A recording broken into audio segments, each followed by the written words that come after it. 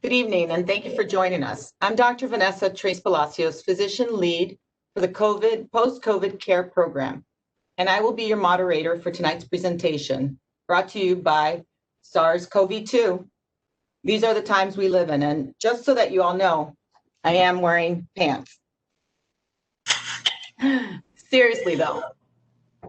St. Barnabas Medical Center and RWJBarnabas Health Medical Group have cared for thousands of COVID-19 patients since the beginning of the pandemic in March. New Jersey was one of the hardest hit states, and at the start of the pandemic, and it continues to have a catastrophic impact on our community's health. Since then, there have been many patients who have recovered completely from their initial disease. However, others continue to have residual symptoms. Overall, it is estimated that approximately 10% of people who have had COVID-19 experience prolonged symptoms. In a multi-state survey by the CDC, 35% of patients who had tested positive for the SARS-CoV-2 virus had not returned to their usual state of health when interviewed 3 to 4 weeks later. In fact, 1 out of 5 patients ages 18 to 36 with no pre-existing health conditions continued to have lingering symptoms. In a recent JAMA research letter, 87% of adult Italian patients still experience physician-confirmed COVID-related symptoms, an average of 2 months after their first symptoms emerged. And it was not only the critically ill who were left with persistent symptoms. All had been hospitalized with their stays averaging about 2 weeks, but 80% had not received any form of ventilation. What we have seen is that while some patients recover completely, there are others who are still suffering with persistent symptoms of this virus, some of which have had a great impact in our patients' quality of life. There are even some that have been unable to return to work due to the extent of their persistent symptoms. The residual impact of COVID-19 varies by individual and can affect us in a number of ways. Cough has been reported as the most common persistent symptom, followed by body and muscle aches, shortness of breath, difficulty concentrating and impaired memory, and extreme fatigue. These protracted health effects of COVID-19 infection can present a substantial problem for sufferers and healthcare providers and systems unless they are addressed comprehensively and effectively until the patient's usual state of health is fully recovered. Although the long-term effects of COVID-19 are not clear yet, these patients need additional help. To that end, St. Barnabas Medical Center and RWJBarnabas Health flagship facility, along with the RWJBarnabas Health Medical Group, have created a comprehensive post-COVID care program for individuals experiencing residual or persistent symptoms after their initial disease. Our mission is to provide these patients with a structured, integrated, multidisciplinary approach to model of care, with the goal of getting patients back into their communities, back to their families, back to work, and most importantly, back to their usual state of health.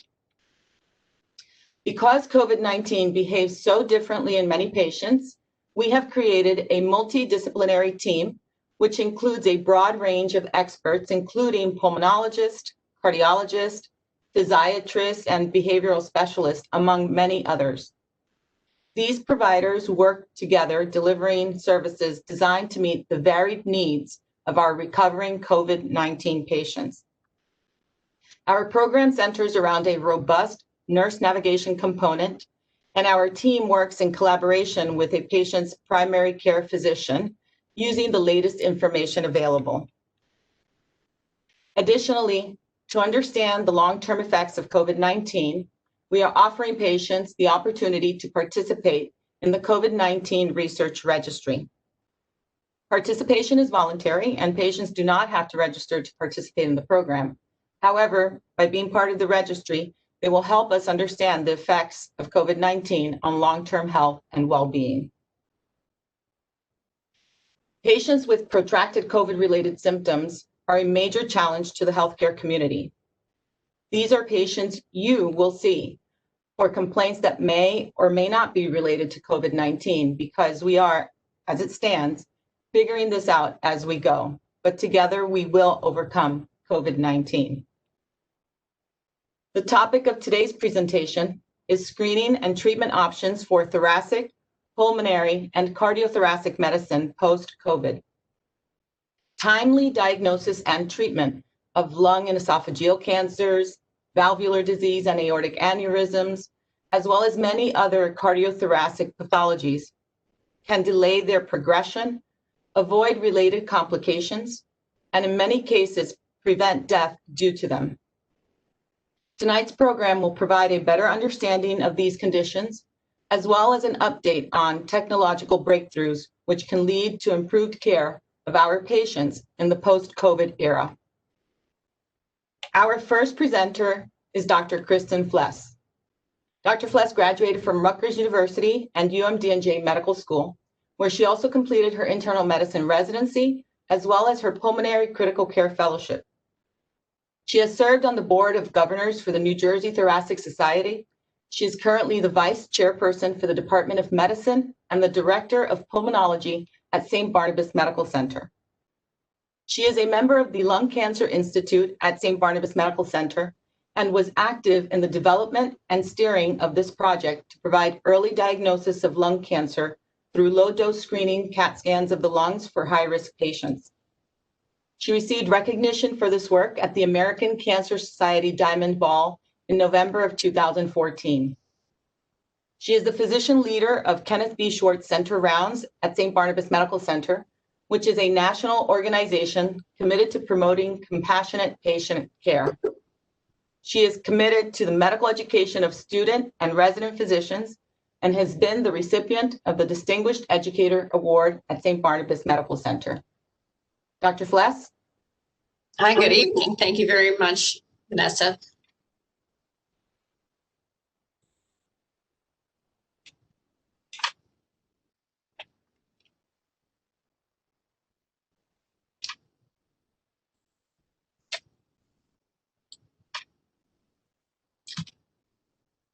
Tonight, I'm going to be discussing the evaluation of pulmonary nodules. As Dr. Tres Palacios spoke about, we need to continue to address the medical needs of patients during the time of COVID. And sometimes that's not as easy as we would like. One of the issues with pulmonary nodules is they present a diagnostic dilemma for a lot of clinicians who don't know what to do when a patient has a nodule. And it also is a source of anxiety for many patients as well. The incidence of pulmonary nodules is 1.6 million yearly. A nodule is defined as something less than 3 centimeters that's completely surrounded by lung tissue. I'm going to sort of break this down into surveillance. So those are nodules that we find when we are surveilling high-risk patients for the development of lung cancer, and incidental. These are nodules that are discovered during other imaging. And as you can imagine, with the increase in imaging, CAT scans, abdominal CAT scans, cardiac imaging, we're seeing a lot of incidental nodules. Should we screen high-risk groups? This was borne out in 2011 with the National Lung Screening Trial. This trial looked at surveillance CTs every year for 3 years versus chest X-ray as a surveillance tool to detect early lung cancer. They targeted high-risk populations, people with higher pretest probability of lung cancer. And those would be smokers who had 30-pack years of smoking history, who had quit less than 15 years ago or were current smokers, and the patients were between the ages of 55 and 74. This trial showed that there was 20% relative risk reduction in lung cancer mortality with the yearly CAT scan screening or CT screening of the lung, low-dose CT screening versus a yearly chest X-ray. So to put that into terms that make a little more sense, there were 3 fewer deaths per 1,000 people screened with CAT scans versus chest X-ray screening. Took a little while, but Medicare adopted these screening guidelines in 2015. There are other societies, NCCN, Preventative Services Task Force, which adopted these guidelines. However, even though they were widely adopted by Medicare in 2015, if you look at the data from 2016, only 4% of patients were appropriately screened, and patients who were not in the Northeast or who were in people of color were screened less frequently. So this is really looking at low-dose CT screening for lung cancer. The risks and benefits of screening, as we said, the benefits are 20% relative risk reduction in lung cancer-specific mortality.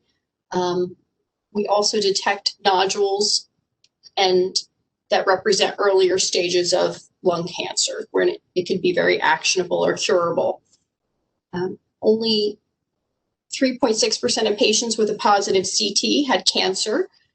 So there's a very high false positive rate, and that's something that needs to be discussed with patients before they undergo screening. Most of the nodules found on low-dose CT screening are not cancer, and that needs to be addressed. As I had mentioned before, we're going to talk about screening in patients who are high risk. That's the surveillance group, and also what to do with incidental lung nodules. These are, again, found very frequently on imaging done for other reasons, CTs of abdomens, cardiac CT screening, breast MRI. The incidence is about 2%. The issue with incidental nodules is that 2/3 of these patients never receive any follow-up for the incidental nodule. Most of these imaging modalities are ordered for other reasons, so if there is a report of a nodule, it is sometimes overlooked. The Fleischner Society guidelines were updated in 2017, and these guidelines address how we should be following up these nodules with further imaging and whether or not we should be following up these nodules. Again, incidental nodules, most are not malignant. So we do provide a lot of reassurance for patients when they come in and say, I was told I have a spot on my lung. There are characteristics that predict whether or not patients have a higher risk of malignancy. There are patients' age, less than 35 years old. Mostly these patients will not have a high risk of malignancy. Risk factors such as smoking or exposure history. Nodule size, location, and morphology are very important. Nodules that are in the upper lobe or spiculated or irregular tend to have a higher probability of cancer. It's just showing you some of these nodules. If you sort of look to the left, this is a 6 millimeter solid nodule. It is round, periphyseal, and these nodules tend to be benign. This is a nodule which has some cystic changes. It's quite large. It's 8 millimeters. This is something that has a higher risk of being cancer. This is a 4.5 millimeter nodule, which usually may not even receive any follow-up. However, this patient had a repeat CAT scan, which showed growth, and this ended up being a suspicious nodule. What about with COVID? Many patients with COVID are getting imaging. Routine imaging is really not recommended for patients with mild to moderate disease because chest x-rays are very insensitive to detect whether or not patients have COVID. But patients who have moderate disease or worsening symptoms are getting imaging. They're getting chest x-rays and CAT scans. Chest x-ray is really the modality of choice for patients with COVID. The classical description is bilateral ground glass opacities. So most of these patients do not have nodules. However, occasionally they do have areas of ground glass that are a little more well-formed. They may also need follow-up. When I see a graph like this, my eyes sort of glaze over, but hang in there with me for a minute. This is basically saying if you have a nodule and the nodule is less than 8 millimeters, how would you evaluate that patient to see if that nodule has a high risk of lung cancer or not? We look at the size, and that helps classify the patient into higher or lower risk. 4 millimeter nodules usually don't need follow-up. In a high-risk patient who is a smoker, we may get one follow-up at 12 months. Okay? If the nodule is 6 to 8 millimeters, and we may do a short-term follow-up in 3 to 6 months. Again, I don't want you to take away too much from this. This shows us that if we are looking at a patient who has these intermediate risk nodules, okay? These are intermediate risk, 8 to 30 millimeters. So we're not talking about the very small nodules. We're not talking about the very large lung masses. We have to really look at the patient and say, how are we going to evaluate this patient? If the patient is a low to moderate surgical risk, that means the patient can tolerate surgery, we have to assess the clinical possibility or probability of cancer for this nodule. And there are a lot of nodule predictors that we can use. There's the Brock model, there's the Mayo Clinic model, where we put in information about the nodule, its location, sometimes the patient's age, whether or not there's a PET scan, and this helps classify these patients to say, where are we? Are we at high risk, where we're going to go forward and do surgery for the patient and remove the nodule or do further evaluation? Are we low risk, where we're not going to do anything, or we may do some CT surveillance? The problem is we get a lot of patients who are in this low to moderate risk, where the risk of malignancy of the nodule is between 5 and 65%. And these are the patients where we have to use a little bit more of our tools to figure out what we're going to do for these patients. We may use a PET scan. We may use other modalities to try and help us predict whether or not these patients are really a low risk or a high risk. And we do this with other things such as blood tests. There are blood tests that can look for autoantibodies to tumors and proteomic testing to help us decide whether this lung nodule is something that falls into a higher risk category or a lower risk category. And this obviously ultimately leads to patients who will need some type of biopsy, maybe non-surgical biopsy done through bronchoscopy, or a surgical biopsy or surgical removal of the nodule. As I said, in these moderate risk patients, intermediate risk, we can do proteomic assays or gene assays to help reclassify their risk. And these sometimes are done by just a blood draw. Sometimes they're done via bronchoscopy with a brushing of the airway. Other biopsy tools that are available could be CT-guided lung biopsy.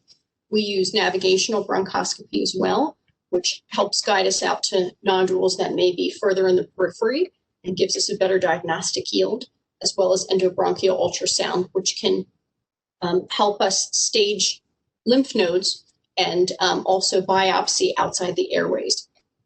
This is just a screen showing you what it looks like when we're doing navigational bronchoscopy.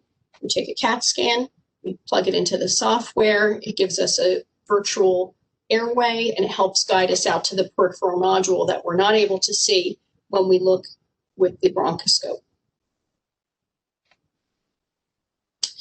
We provide the service of a pulmonary nodule center. We have a centralized resource to provide referral services.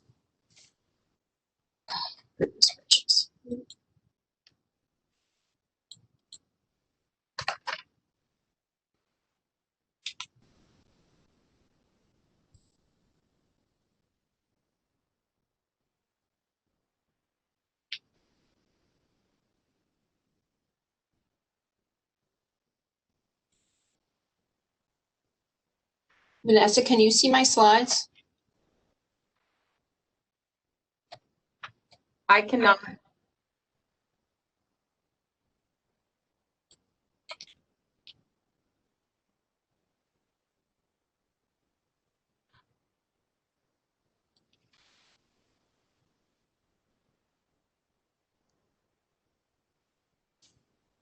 Sally?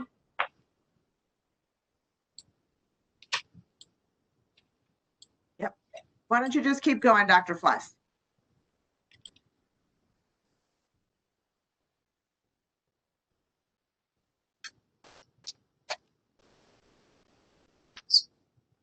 We have a pulmonary nodule center. It's a centralized resource to provide referral services for clinicians and patients to help categorize or to help facilitate tracking and triage of patients and coordinate timely follow-up. So as I mentioned, up to 2/3 of patients with incidental nodules never have any follow-up. Patients who should be screened as well, who are in the high-risk category, we also track and follow up these patients. We utilize Eon Direct software, which is a software program to track and organize patients with incidental nodules. This software operates via language processing solutions, so that when a nodule is dictated on a CT report, the Eon Direct software tracks that nodule. We then have our navigators reach out to the primary care doctor as well as the patient to let them know that they do have an incidental pulmonary nodule and may need follow-up. And we can help with the follow-up and appropriate interventions and follow-up CTs for those patients as well. So really the take-home message is that low-dose CT screening should be done in appropriate patients. This helps reduce mortality by 20% from lung cancer and also provides an opportunity to screen patients for smoking cessation and help in the early detection of lung cancer. In addition, we can help you address incidental pulmonary nodules that may be found on other screening or other CT imaging. We help provide reassurance for these patients, and if you refer them for evaluation and follow-up, we can help you with the appropriate follow-up for these patients. Thank you.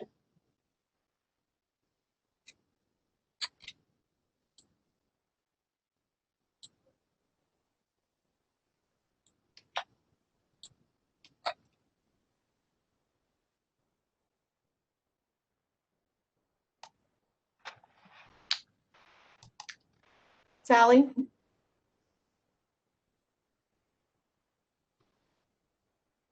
Go ahead, Dr. Lackey. Okay. I haven't introduced him. I was going to speak about him just a little bit. Dr. Adam Lackey. Dr. Lackey attended medical school at the University of Virginia, surgery, and trained in general surgery and thoracic surgery at University of Colorado and NYU Medical Center, respectively. He has a particular interest in minimally invasive thoracic surgery, including both robotic and thoracoscopic approaches. His areas of expertise include the surgical treatment of lung cancer, chest wall tumors, hiatal hernias, and achalasia, diseases of the pleural space, and mediastinal tumors. Dr. Lackey? Yeah, thanks for the introduction. My slides should be up. If you guys don't see them, please let me know. As mentioned, I'm Adam Lackey. I'm one of the thoracic surgeons here, primarily at Jersey City. I'm going to talk in particular about how this COVID era has impacted the treatment of lung cancer. I initially titled this the post-COVID era, but it seems like maybe we should have titled it the pre or peri-COVID. Essentially all malignancies that anybody in the medical field treats has been impacted by the COVID crisis. But I think lung cancer is a particular one of interest because on one side you have the #1 cause of cancer-specific mortality in the United States. On the flip side, we've actually realized that COVID in a lung cancer patient that's undergone surgery has a high risk of mortality, or at least morbidity.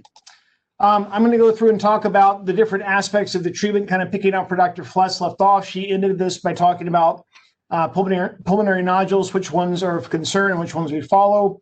So for the ones that are of concern for lung cancer, we're going to start with diagnosis, move through treatment, and then, of course, we'll talk a little bit about follow-up for these patients.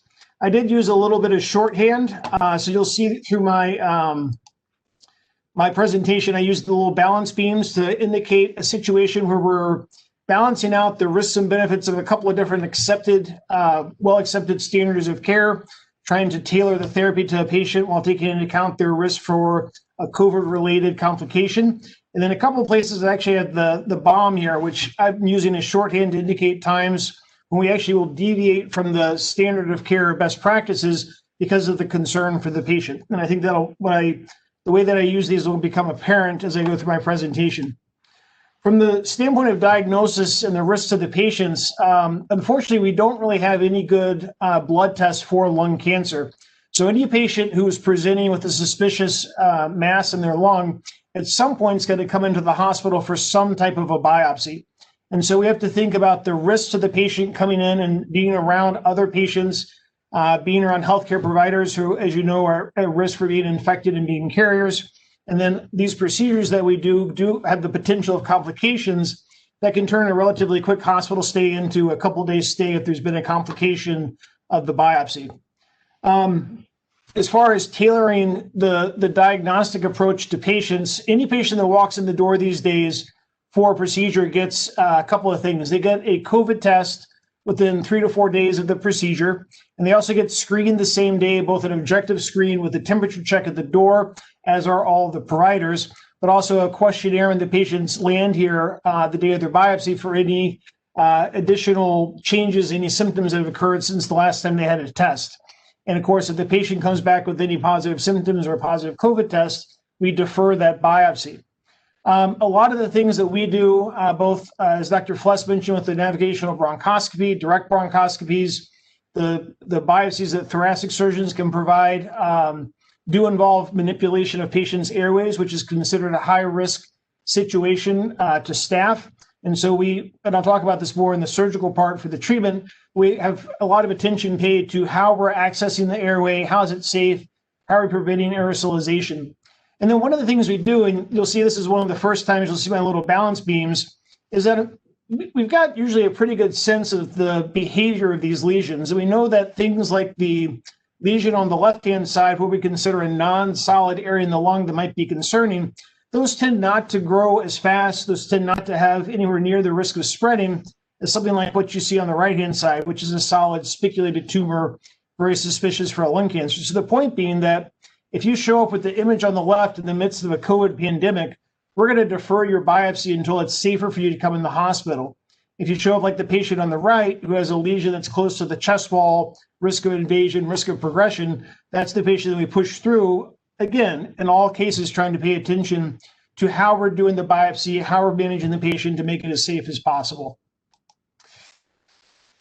Of course, if you think about a patient coming in for a biopsy, if they're going to have a transmission event for COVID, they're going to most likely be catching it from the staff.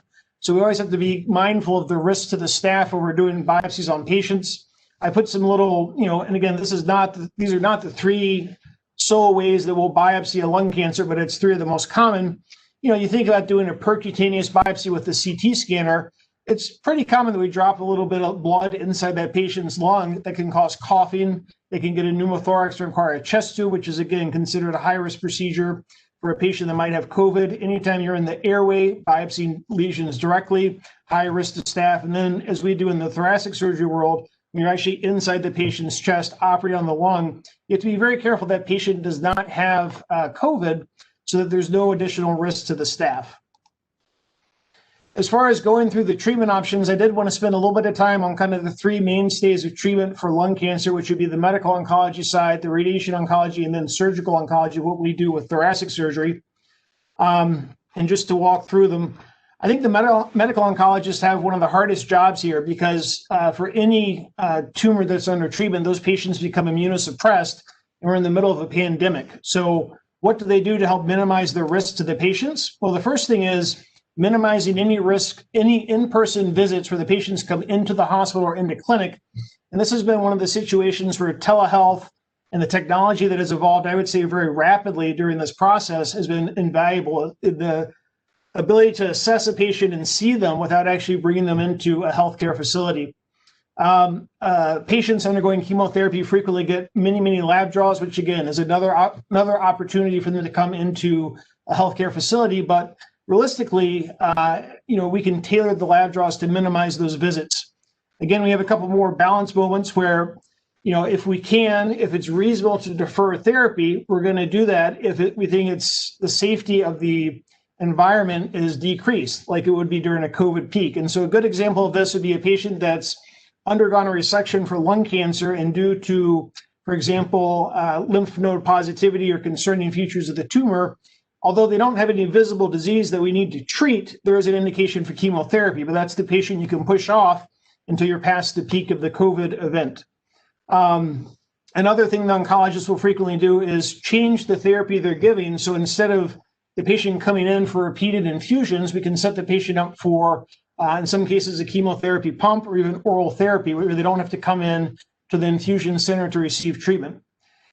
If anybody's interested, the European Society for Medical Oncology has actually a fantastic website that I use to kind of look over some parts of this talk, where they go through all the different solid tumors, be it liver, kidney, pancreas, lung, and they walk through what are considered high priority, medium priority, and low priority, depending on the current COVID-related levels in the environment. And it's a very helpful website, just the ESMO, European Society for Medical Oncology. With regard to radiation oncology and the treatment of cancers, radiation oncology is kind of an interesting one because, you know, they have so many visits for their patients, and I'll talk about that on the next slide as well.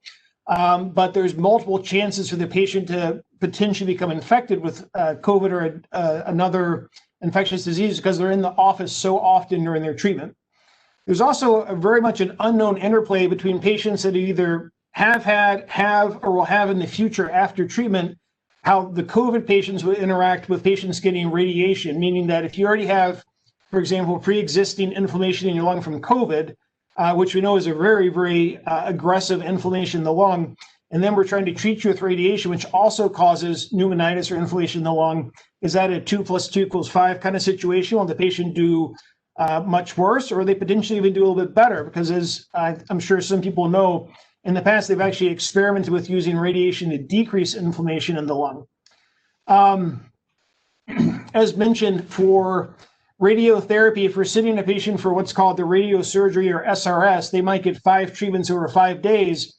But patients that are getting the kind of standard classic radiotherapy will have actually 30 treatments over 6 weeks. They get treated every day, 5 days a week for 6 weeks. And so you can imagine that doing daily COVID testing for those patients, like we would do on the surgical side when they come in for their treatment, is just really not feasible. And so what they do for these patients is, if possible, even more stringent screening questions and temperature checks for every visit.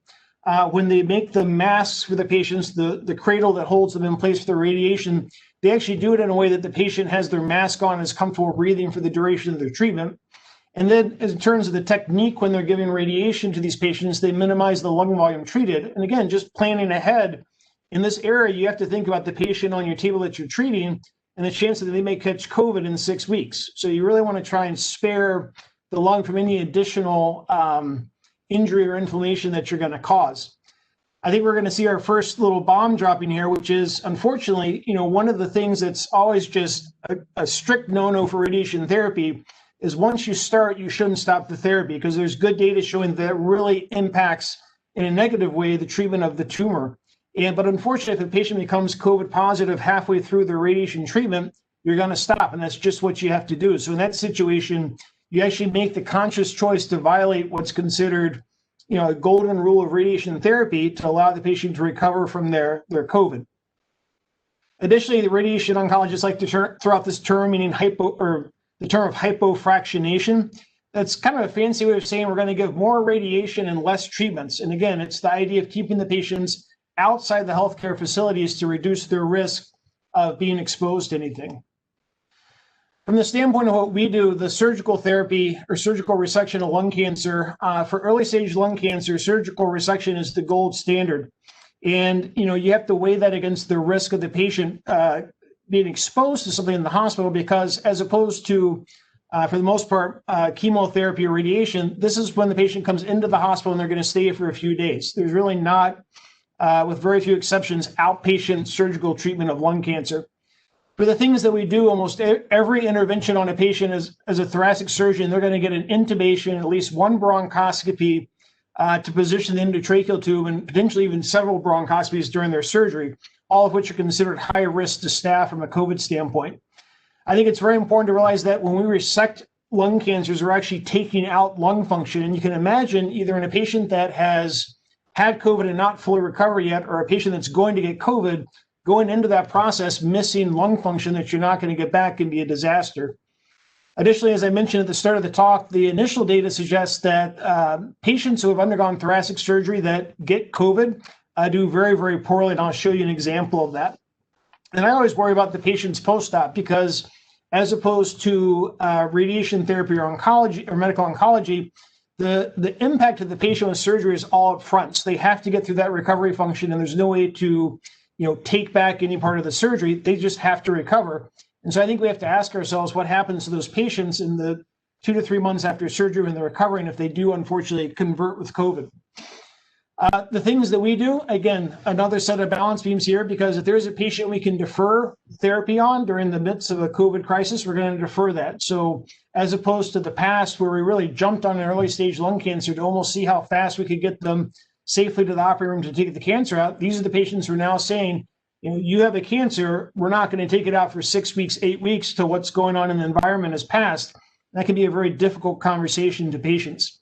As I mentioned, all patients get a COVID test before walking in the door before any kind of thoracic surgery, and they get screened and pre-op the day of surgery, temperature check, and a set of questionnaires.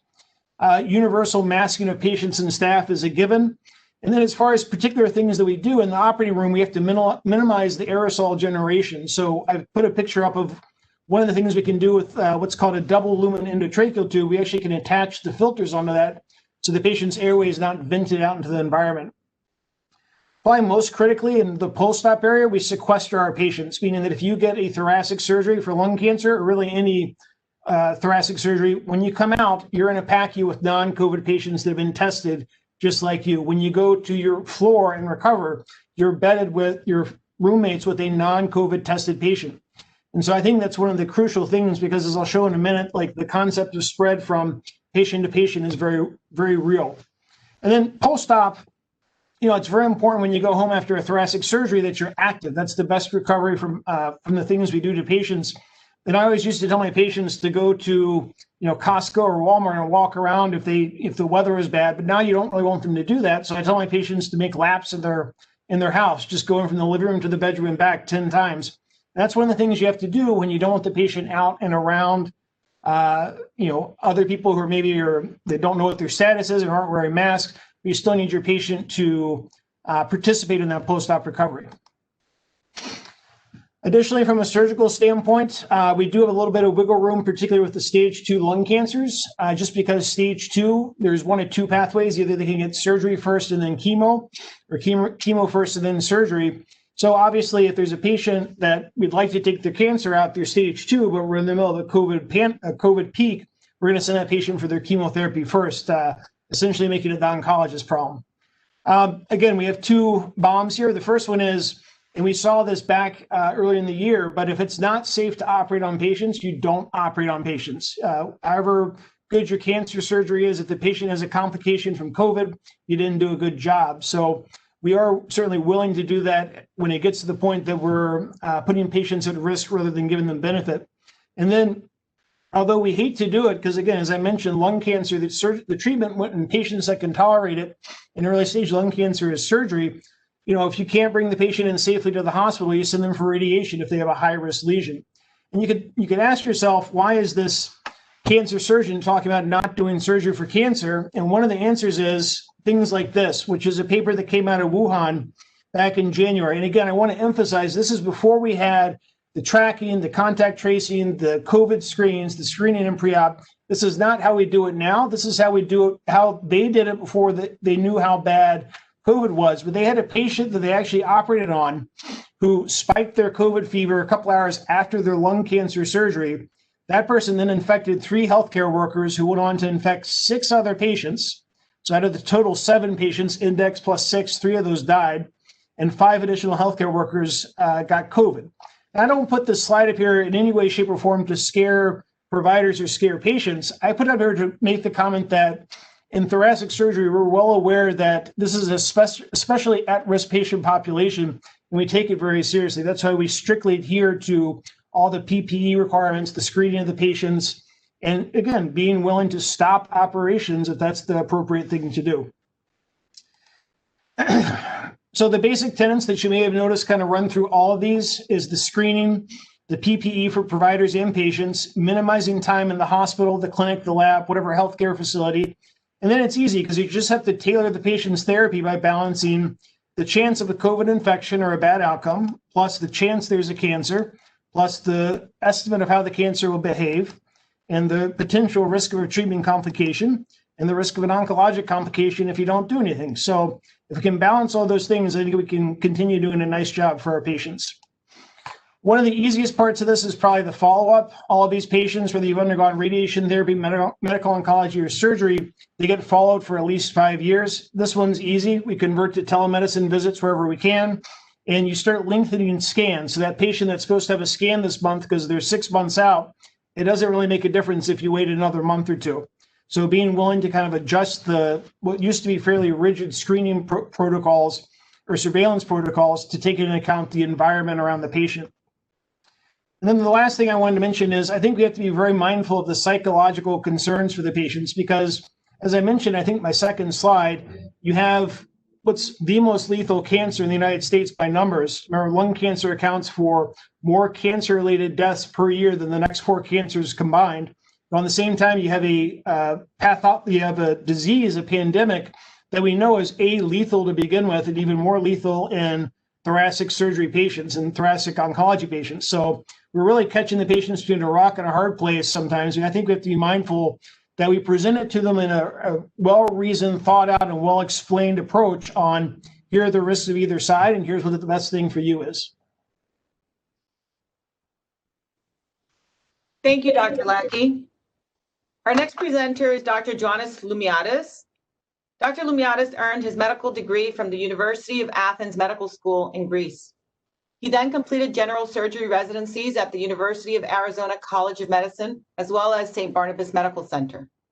Subsequently, he completed a cardiothoracic surgery fellowship at Montefiore Medical Center, as well as an advanced cardiothoracic surgery fellowship in complex aortic surgery at New York Presbyterian Hospital, Weill Cornell Medical College.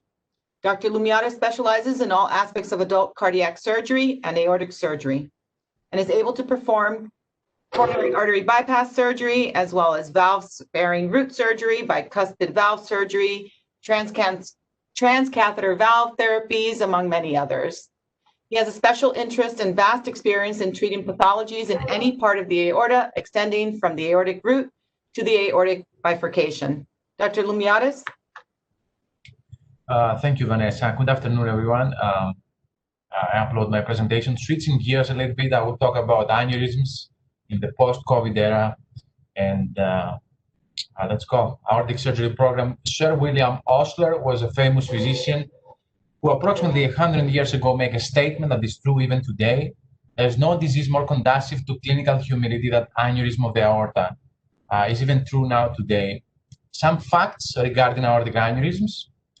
I think these 7 facts should be actually the take-home message of this presentation. Number one, the majority of the aneurysms, approximately 90 to 95% of the cases there have no symptoms at all. They are the 15th leading cause of death for individuals over the age of 55. They affect most commonly male patients.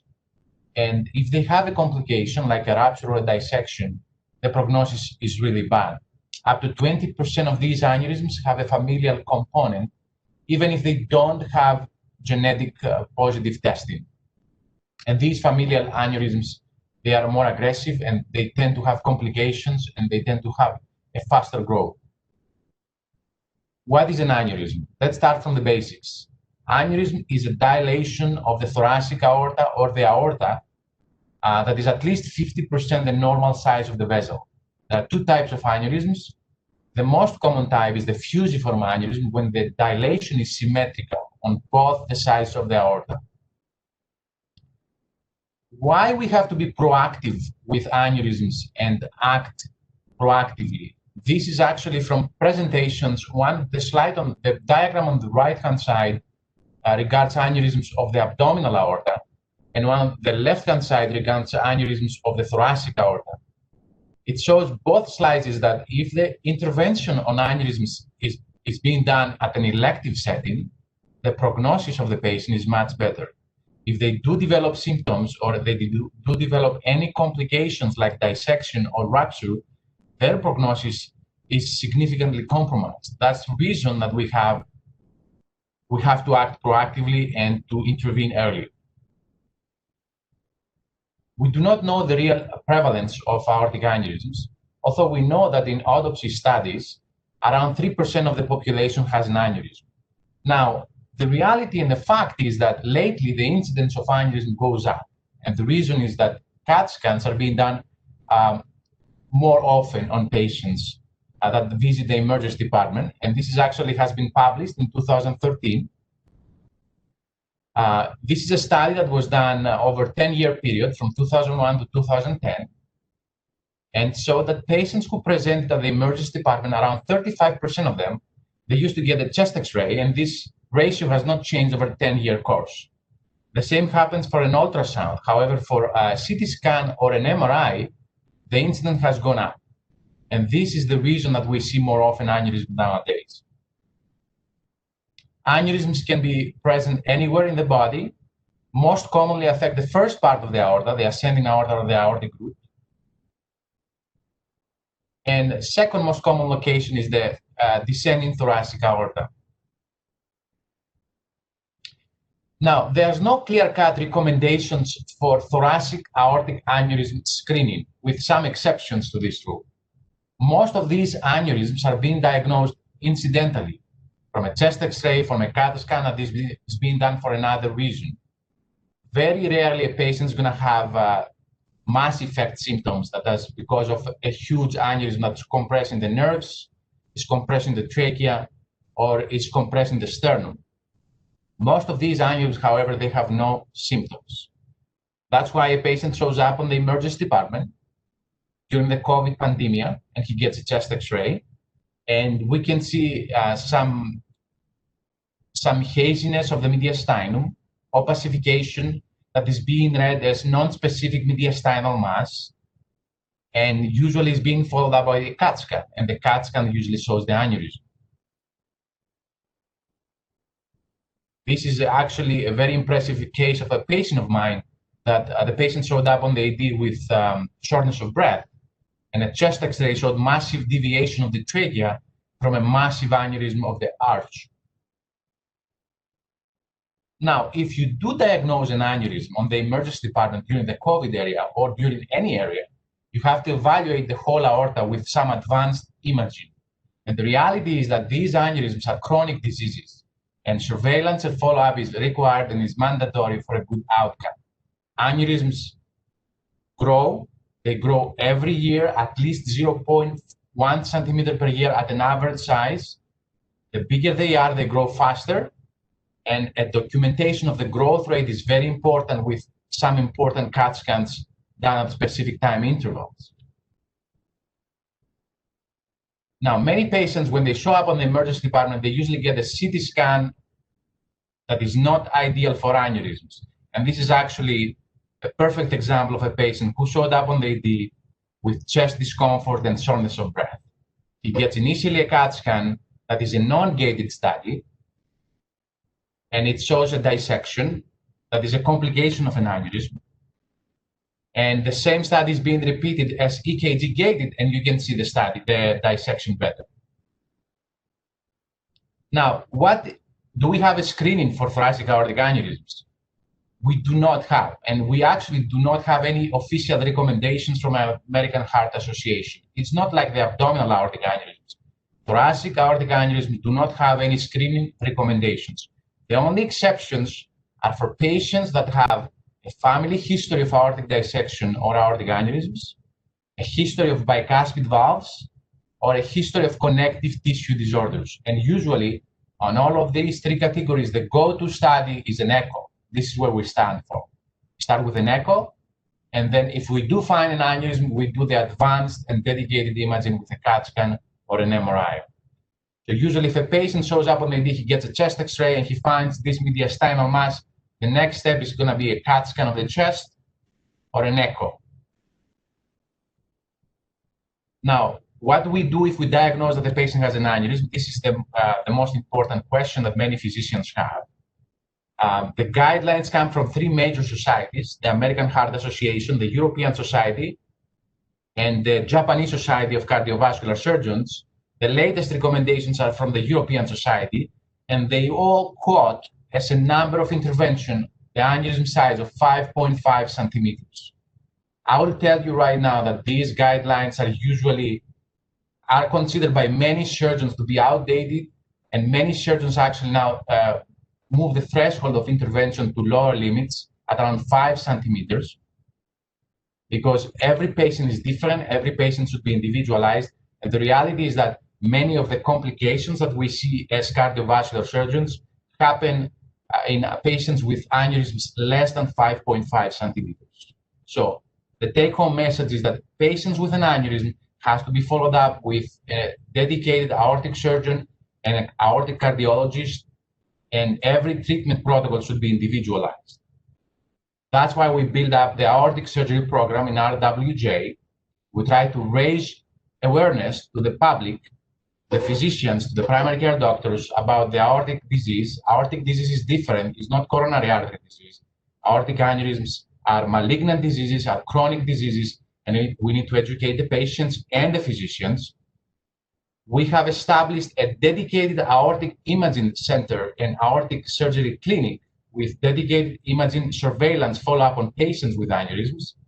And we perform the whole spectrum of aortic surgery with complex aortic surgery. And of course, we are available 24/7, 365 days per year.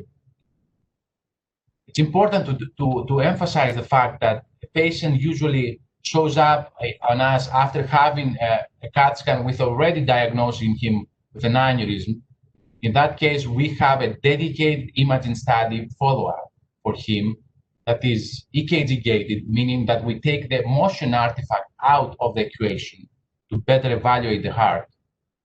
The go-to study usually is a CTA of the chest, abdomen, and pelvis, but for younger patients, we can also do MRIs and MRAs. Occasionally, a PET scan can also be performed. We have a dedicated aortic clinic. We follow up the heart team approach for patients with aortic aneurysms. We work together with the primary care physician, the cardiologist, and the surgical component go together, and we establish a dedicated individualized protocol for each patient based on his family history and his personal history of aortic aneurysms. We perform the whole spectrum of aortic surgery, and the take-home message is that aneurysms are chronic diseases, that they grow always, they need surveillance, they need close monitoring, and especially during the COVID area, they need to have someone that knows how to read the CAT scan. And the reality is that many times it's not uncommon to have patients that come to us with a CAT scan that is underread by at least a few millimeters. And this is important in decision making. So we need to make sure that patients have a good follow-up care. That's why we established this program, this aortic center in RWJ. Thank you so much, Dr. Lumiades. Our next presenter is Dr. Joanna Sesti. Dr. Sesti completed her medical school training in the New Jersey Medical School. She then went on to the Integrated General Surgery Cardiothoracic Surgery program at New York University. She then completed an advanced training fellowship in minimally invasive thoracic surgery at the University of Pittsburgh Medical Center. Her main interests include minimally invasive and robotic thoracic surgery, lung cancer, esophageal cancer, benign esophageal diseases, and mediastinal masses.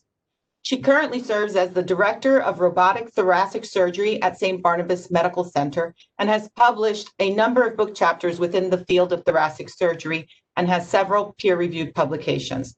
Dr. Sesti? Thanks so much, Dr. Palacios.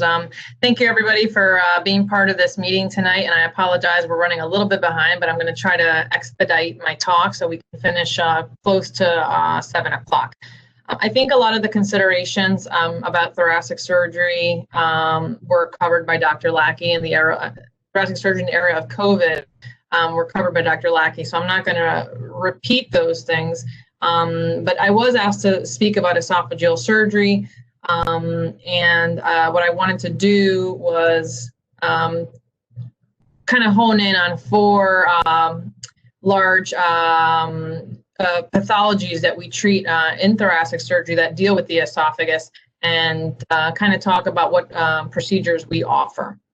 So we'll be reviewing achalasia, paraesophageal hernias, gastroesophageal reflux disease, and esophageal cancer. And once again, these are each one of these topics can generate a talk about an hour each, but I'm going to really try to condense it and only address the treatments. So when it comes to achalasia, achalasia is a disease process where there is a failure of relaxation of the lower esophageal sphincter. This leads to hypertrophy of the muscle that makes up the lower esophageal sphincter, and essentially presents with progressive dysphagia in patients. There are several treatments that can be offered for achalasia. The first and the less invasive would be a dilation. So this is a process whereby we perform an endoscopy, and using either a balloon dilator or a Savory dilator, which basically looks like a long flexible tube that's passed over a wire, we stretch this zone where the lower esophageal sphincter is, and essentially pull some of the fibers apart, disrupt this process, and it usually results in improved swallowing for the patient. The results of dilation are usually temporary. Some patients report improvement of their swallowing for several weeks to several months. But in the end, the majority of patients have recurrence of the dysphagia and require additional therapies. Additionally, along the lines of less invasive approaches, Botox has been reported to be a good treatment for patients with achalasia. The way that this is done is, once again, it's an endoscopy that's performed. We're using a needle that's passed through the endoscope. We're able to inject botulinum toxin into the area of the lower esophageal sphincter, which helps in the relaxation and results in improvement of the patient's dysphagia. Once again, the results of Botox injection are limited. It's a longer lasting than simple dilation, on the order of months. But a large proportion of patients have recurrence of dysphagia and require additional therapies.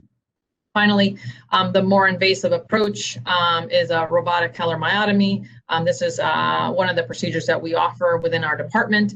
The benefits of using the robotic platform for helermyotomy is that there are improved optics. So during a myotomy, what we do is we physically split the fibers of the lower esophageal sphincter, leaving only the mucosa of the esophagus. The myotomy usually extends several centimeters up into the esophagus and down into the stomach.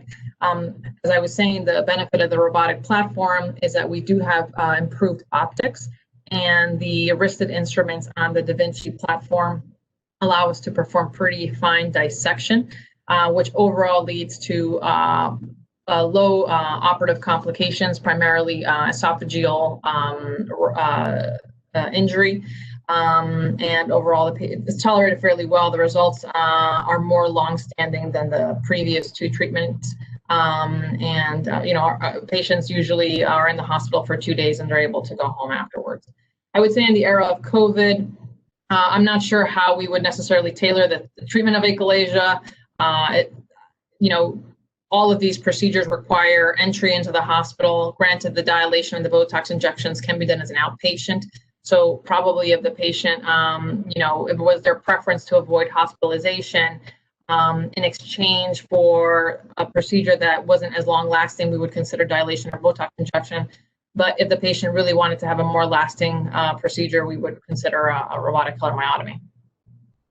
Paraesophageal hernias are the next topic. So there are 4 types. Type 1 hernias are the sliders. This is where the lower esophageal sphincter, the ligaments that attach it to the diaphragmatic hiatus are lax, and so there's a sliding of the lower esophageal sphincter up into the chest.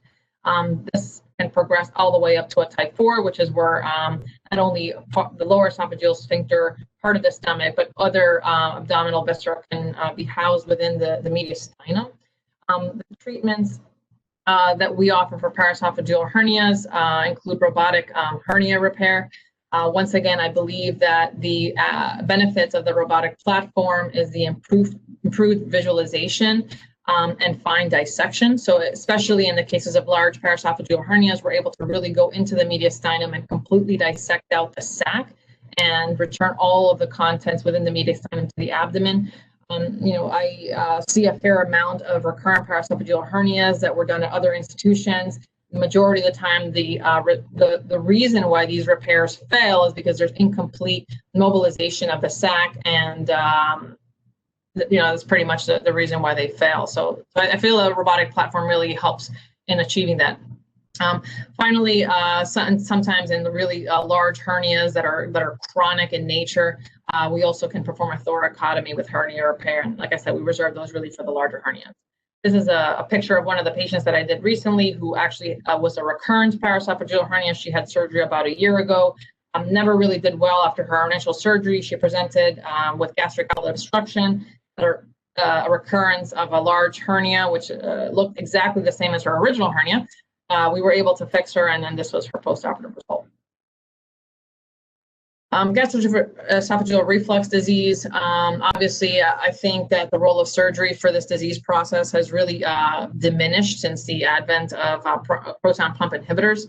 Obviously, in the era of COVID, it really takes a lot for us to perform surgery for reflux disease because there are so many other medical treatments that are available. In patients that are recalcitrant to PPIs or for some reason don't want to be on PPIs, what we offer is Nissen fundoplication. This can be done either robotically or laparoscopically. Once again, I prefer the robotic approach because I feel like it's just easier to do, frankly. Postoperatively, patients recover fairly well. They're in the hospital, I would say, more on the 2-day spectrum than the 3-day spectrum, but overall, very short hospitalization. It has a low complication profile. In our institution, we have a very low rate of postoperative dysphagia and low rates of recurrence at 1 year. Finally, esophageal cancer. We can sort of go into this for a long time, but I'm trying to just really condense it. Early stage esophageal cancers, T1A, at this point really should be treated with endoscopic mucosal resection for the most part. That's a pretty sweeping statement, but I would say it's true. For more advanced esophageal cancers as part of a trimodal therapy, which is really what we offer the majority of patients in combination with chemotherapy and radiation, we perform esophagectomies. This is an example of an Ivor-Lewis esophagectomy, and essentially what we do is we remove the esophagus, which contains the tumor.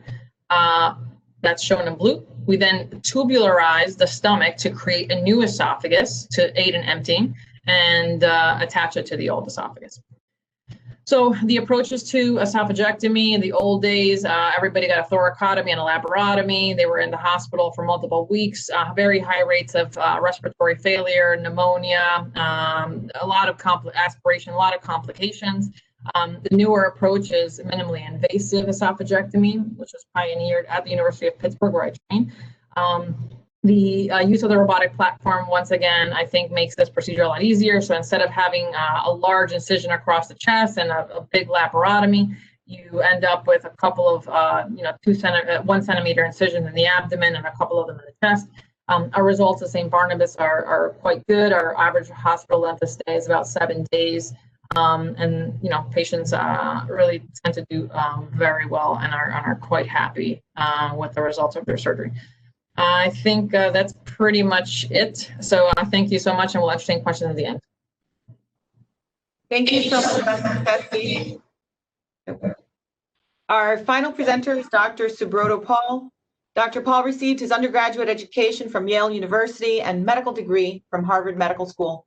He completed his residencies in general surgery and thoracic surgery, as well as a research fellowship in cardiac surgery at Brigham and Women's Hospital. He specializes in the minimally invasive treatment of both malignant and benign thoracic disorders, including robotic approaches. Dr. Paul currently serves as the Director of Thoracic Surgical Services at RWJ and as a Section Chief of Thoracic Surgery at St. Barnabas Medical Center. He also has more than 100 peer-reviewed articles in thoracic surgery and is the recipient of numerous awards and honors. Dr. Paul?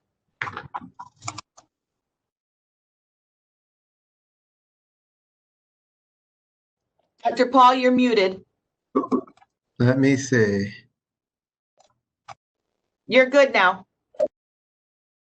Thank you very much for that kind introduction, and thank you everybody for joining us today.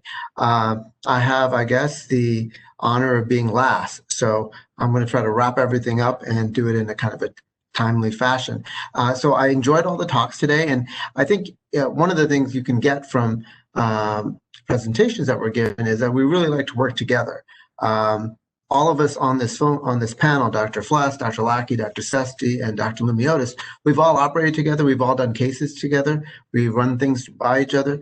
Dr. Tres-Palacios and I have spoken about patients together. So we all really work well as a unit, and we really try our best to get everybody through these complex operations. So let's see. So I think Dr. Lackey did a great job of talking about how we deal with COVID and lung cancer and general thoracic surgery and surgery in general at this age, in the age of COVID. Dr. Sesti did a fantastic job kind of summarizing probably one day's or symposium's worth of work in esophageal surgery in about 10 minutes. I have the honor of presenting about everything else. So we do a lot of different things in thoracic surgery. We cover things such as mediastinal masses that are anywhere in the chest, from front of the heart, middle of the heart, in the heart, to back of the heart. Pectus excavatum, or basically a caved-in chest. We deal with those syndromes that are not only in kids, but also in young adults, and sometimes even older patients in their 30s and 40s who may have some symptomology related to that. I think Dr. Sesti did a great job talking about paraesophageal hernia and some of the diaphragmatic disorders, but we also have other variants of them as well. And we're going to go through some of these. So just to go forward, mediastinal masses, there can be a whole variety of them. You can have an aneurysm can function as a mass. You can have thymomas. You can have lymph nodes, all sorts of things. There's a kind of a variety that you can see in just this one slide. This is an enlarged lymph node. This is a thymoma. These are lymph nodes on the side. It turns out to be a lymphoma. Again, another lymph node right over here. So it's a variety of things. We address them mainly through minimally invasive ways. Sometimes Dr. Fless and our pulmonary colleagues use EBUS to go in, or endobronchial ultrasound, to biopsy these lesions. Sometimes we do mediastinoscopies. For lesions such as this in the anterior mediastinum, we do robotic resections of the minimally invasive. Patients usually go home in a day.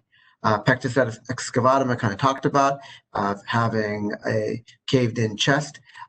Typically seen as in your teenage years. You're born with it at birth, but as you go through growth spurts, usually sees in boys and girls, sometimes mainly in more males, there's a genetic predominance to it. We typically try to fix them when they're fully grown, usually 18 or above. We've done as older people as up to about 35. As long as you have some laxity in your rib cage, we can fix this through minimally invasive techniques of putting a bar in with a camera, so you kind of miss the heart and don't have to call Dr. Lumiotis in the middle of your case, which has never happened to anybody in the United States. Other things we do is, this is someone's diaphragm. We're actually looking at whether or not the phrenic nerve is actually conducting in these patients. And sometimes we can put pacers in them for people who have respiratory failure from their phrenic nerve not working, or if they've got a paralysis, idiopathic paralysis, sometimes putting a phrenic nerve generator can help. Diaphragmatic disorders, this is the paraesophageal hernias that Dr. Sesti talked about so nicely, so I won't go over them again. But other things that we do is, sometimes people have tumors of both their pericardium or their diaphragm, and we take them out. This is through an open approach that you can see, but now we do the minimally invasive. We've done about 2 in the last month, actually, which is a little bit rare that we have that much so frequent for an uncommon disease, but we basically resect them robotically and stitch them back up together, and instead of having a thoracotomy of one little stitch. Sometimes we do plications in patients whose phrenic nerves don't work for whatever reason, whether it's cardiac surgery, idiopathic, or some sort of trauma, and their diaphragms are up and elevated. We can kind of plicate them like an organ so that they can become taut, so the lung can expand in the chest cavity. And we do these robotically. This is the slide of the old-fashioned approach through a thoracotomy. But now we do a couple of small incisions, and the robot, particularly the Da Vinci, is very well suited to doing sewing. So we can basically sew in very cramped quarters and do a very good job with this that you wouldn't be do otherwise. Thoracic outlet syndrome, another thing that's rare, but we see, is compression of your vein or brachial plexus between the subclavius muscle, anterior scalene muscle, and the first rib. Dr. Sesti, who's on this call, is an expert on this. She's treated a lot of different patients with this and has a whole algorithm worked up with the vascular surgeons, neurosurgeons, and neurologists and physical therapists about how to manage these complex patients. And in the cases where they actually need an operation, we do a first rib resection on them robotically. Before, we used to do them through either a transaxillary through the armpit incision, which no one can ever see what they were doing, and you were kind of guessing what rib to take out and hoping that you got the right one. Now you can actually see it, and patients leave in a day or two. This is an example of the procedure robotically, where you're kind of finding the rib and taking it out, and you can kind of visualize all the critical structures of the subclavian vein, artery, and muscles pretty easily.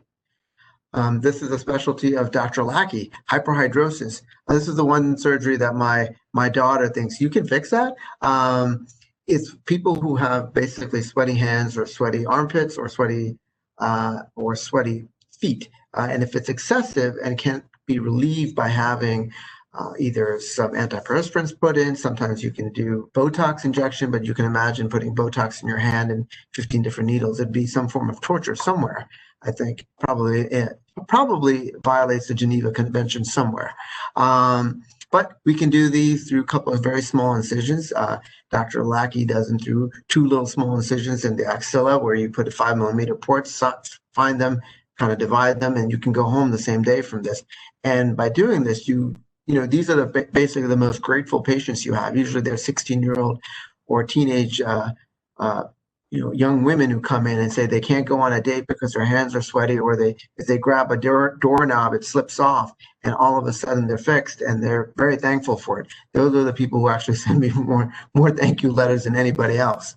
And we do a good job with this. This is another procedure that we're probably going to see a lot more in the post-COVID era, or a condition called tracheobronchomalacia. Basically, it's where the posterior membrane, or the bottom portion of the trachea that's membranous, not full of cartilage, collapses when you take a deep breath. People who are prone to this are people who have COPD, obese, have reflux, and also have been intubated for a long period of time. And you can imagine with the people who are in the hospital, survive COVID, and were intubated, a lot of them have this or tracheostenosis or other problems with their trachea and either need trachea resections. And in some cases, if they have excessive collapse of this that's impairing their breathing, you can kind of fix this collapse of the posterior membrane by actually sewing a patch of mesh onto it, so it gives it some rigidity.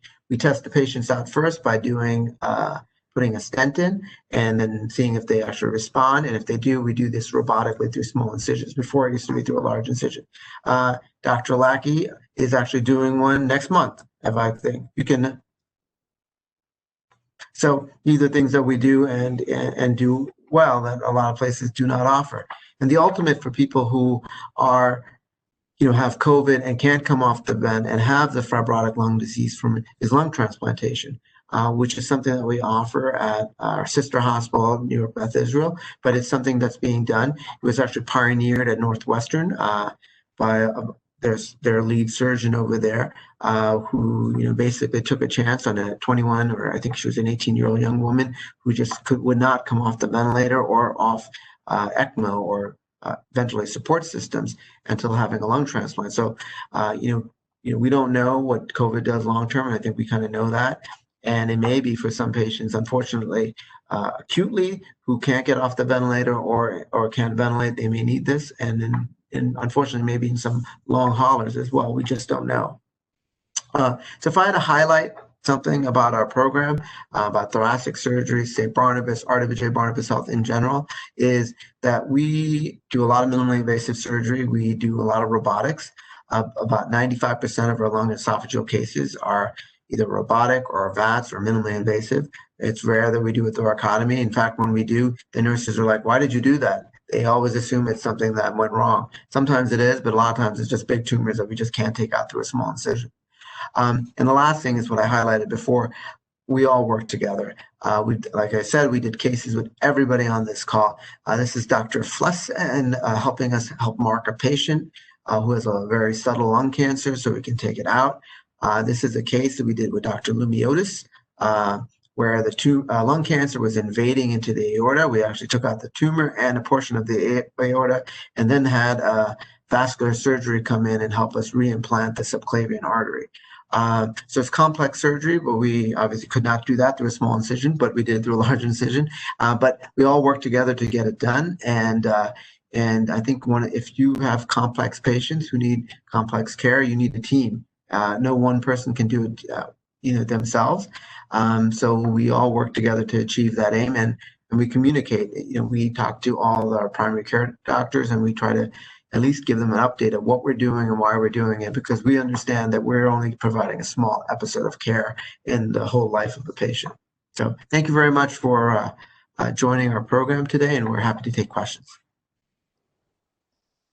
Actually, unfortunately, we are way over time, so we're not going to have time for questions. So it's almost 7:20.